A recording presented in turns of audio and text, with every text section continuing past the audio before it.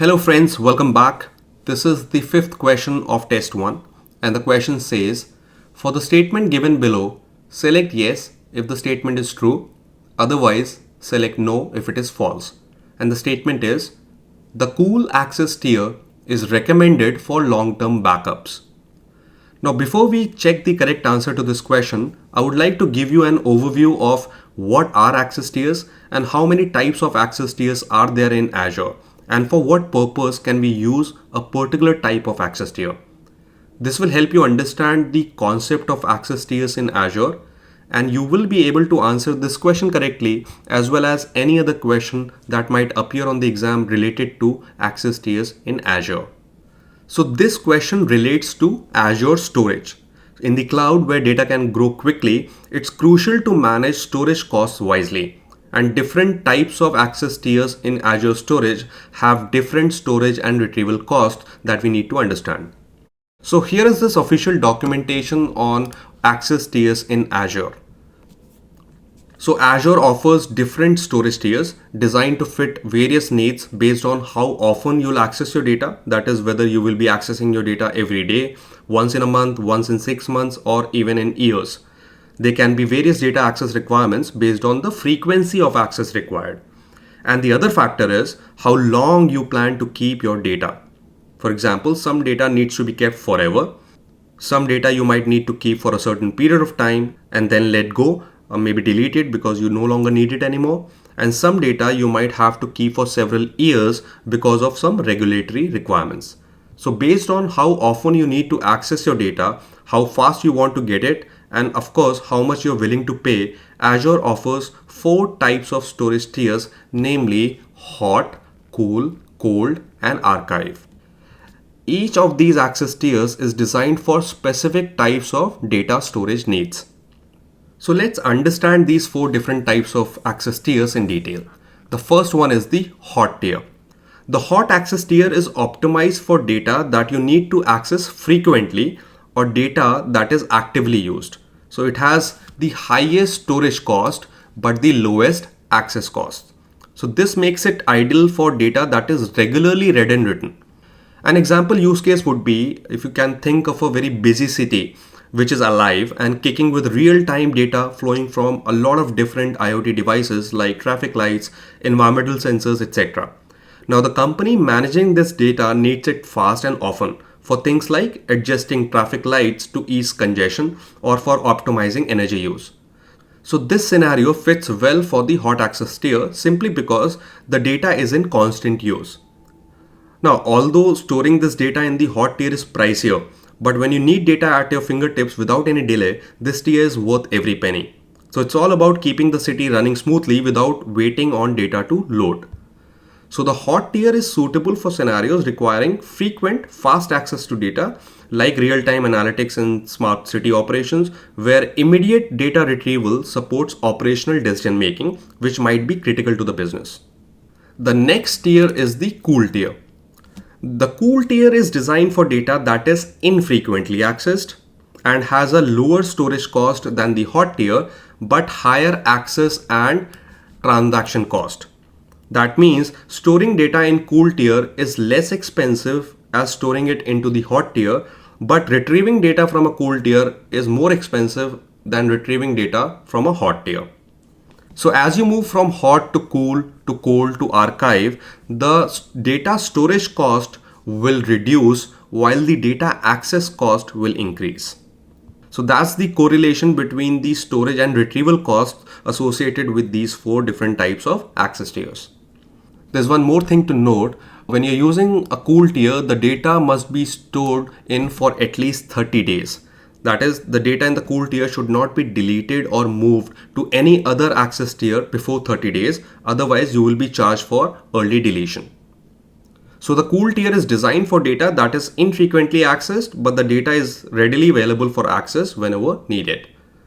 An example use case for using a cool tier would be if you think about a digital marketing firm that has completed a lot of projects like video campaigns, graphics, etc. And these projects are done and dusted, but they occasionally need to come out of the vault for a revision or to show off in a portfolio.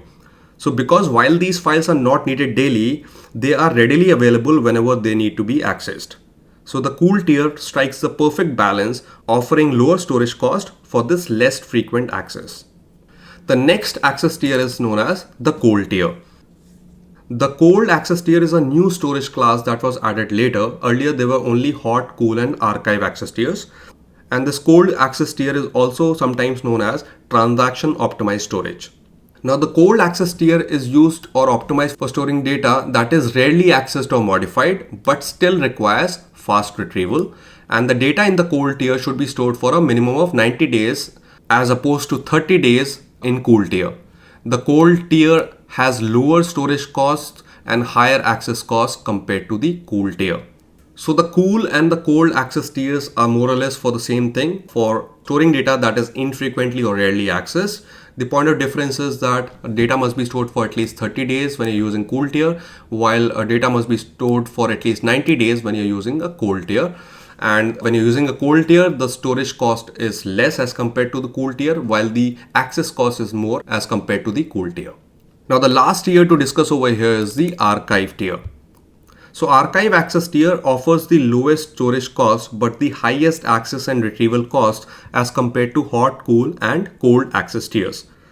Also, archive tier is an offline storage, while hot, cool and cold access tiers are online access tiers. And the difference between online and offline access tiers is that in online access tiers, which are hot, cool and cold, the data retrieval is almost immediate. So even if you are using a cool or a cold access tier where data will not be frequently accessed, when you need to retrieve data from a cool or cold access tier, the data will be available for access almost immediately. And that's why these storage tiers are known as online tiers. While when we look at the archive access tier, which is an offline storage, the retrieval of data will take a lot more time. So retrieving data from an offline tier can take up to 15 hours to rehydrate depending upon your data access priority. So it is designed for data that is rarely accessed. It has the lowest storage cost but the highest access cost. And when accessing data stored in the archive tier, you first need to rehydrate the data, which can take hours or even days depending on the amount of data and the priority of the retrieval process. And the minimum storage duration is 180 days for data to be stored into the archive tier before it gets deleted or moved to any other access tier. So archive access tiers are basically used for long-term data retention, for compliance maybe, archival purposes, or for keeping historical records that need to be stored but are rarely accessed. Now here are some usage scenarios for online and offline access tiers. So as we know that hot, cool and cold are online access tiers because the data retrieval is almost immediate. While when you look at archive access tier, it's an offline access tier and the data must be rehydrated to get retrieved, and that might take a lot more time as compared to retrieving data from hot, cool and cold access tiers. So if you look at some usage scenarios for online and offline tiers, so let's first look at the usage scenarios for online access tiers. And for the hot tier, so as we have discussed already, that the data that is actively in use or which is frequently in access, the best tier to use for that is hot tier.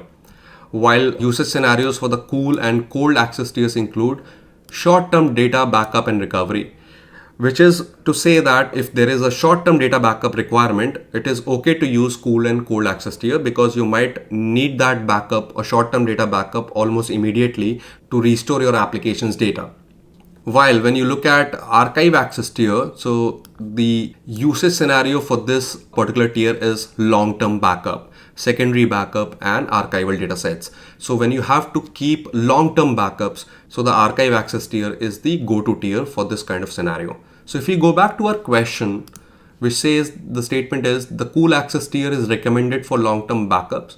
So the answer to this question is no. For storing long-term backup, the best access tier would be using an archive access tier. So friends, I hope that the concept of access tiers is clear to you now. So thank you for watching. I'll see you in the next question.